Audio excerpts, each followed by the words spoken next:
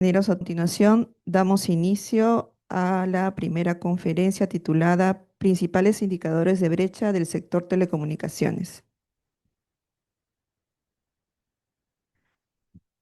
La misma estará a cargo del ingeniero Raúl Espinosa, ingeniero en telecomunicaciones con más de 18 años de experiencia en regulación, calidad de servicio e innovación en Internet. Actualmente especialista en telecomunicaciones por el Organismo Supervisor de Inversión Privada en Telecomunicaciones y catedrático de la Pontificia Universidad Católica del Perú.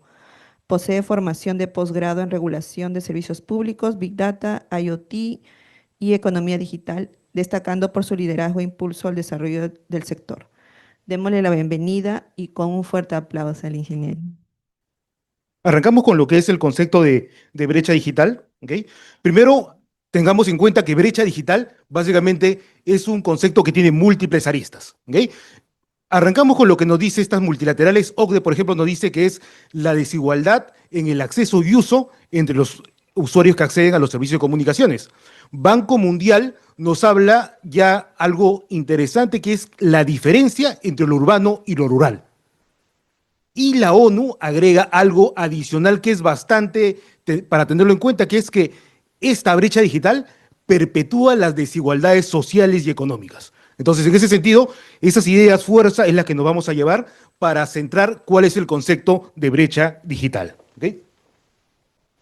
Ahora, si queremos ver qué compone la brecha digital, vamos a decir que la literatura nos habla que son básicamente tres conceptos: la brecha de infraestructura, la brecha de acceso y la brecha de uso. La brecha de infraestructura, como ustedes lo pueden leer ahí, es la diferencia entre la infraestructura disponible y la infraestructura necesaria. La brecha de acceso básicamente es los que pueden acceder de manera efectiva y quienes no lo pueden realizar.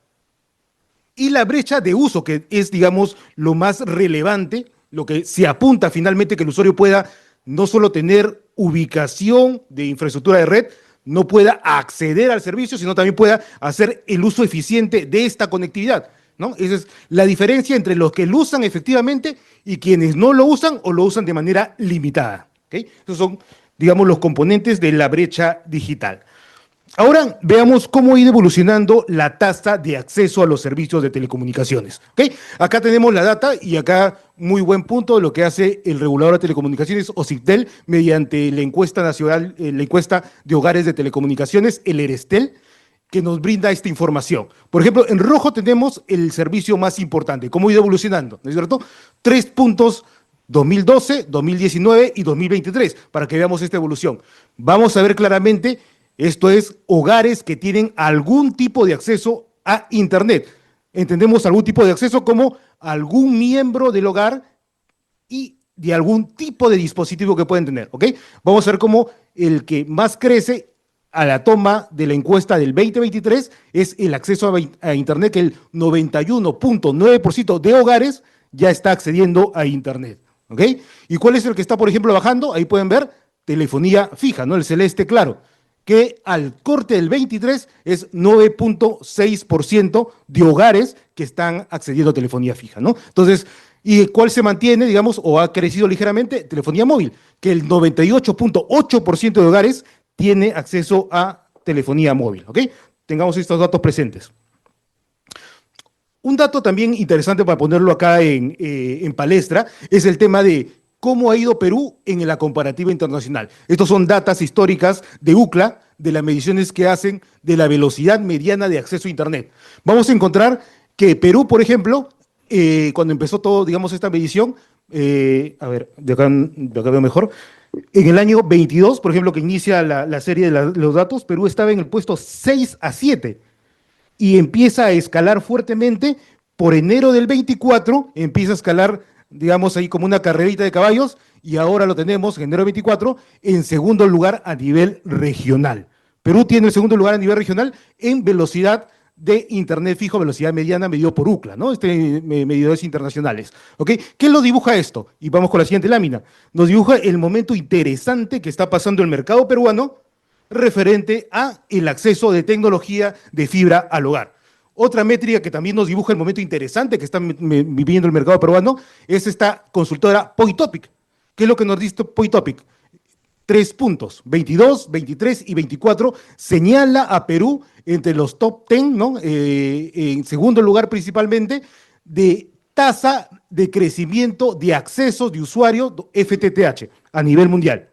Entonces, tanto a nivel de rendimiento de velocidad, tanto a nivel de cantidad de usuarios que crecen en FTTH, el Perú está protagonista. Entonces, hay que tener en cuenta el momento que está viviendo el mercado fijo. ¿Ok?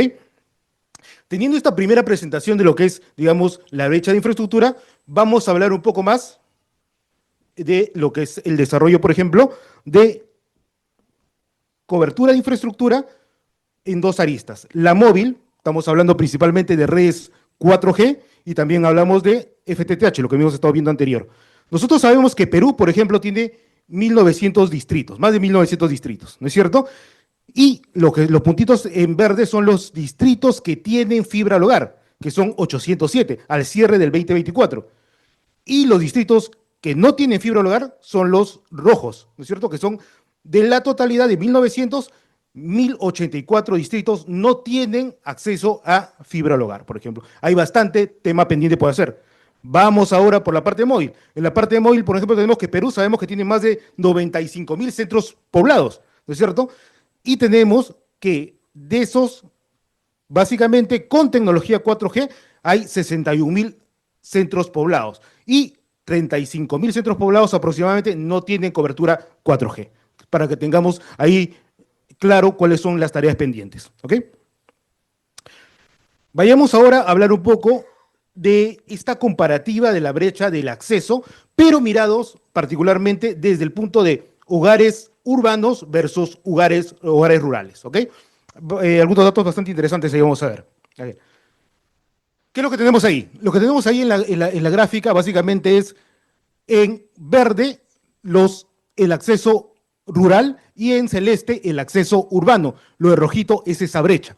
Vamos a ver cómo en el año 2012, en el año 2012, esa brecha entre urbano y rural para el acceso a Internet, la suma de fijo móvil, ¿ok?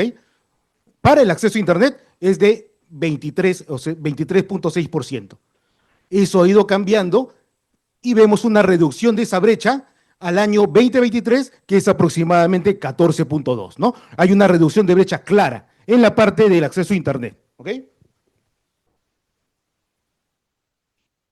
Ahora veamos en el caso del Internet móvil. En el caso del Internet móvil, tenemos que también, por ejemplo, teníamos una brecha en el año 2012 entre, otra vez, hogares urbanos y los hogares rurales de menos 3.8%, esa brecha, esa diferencia.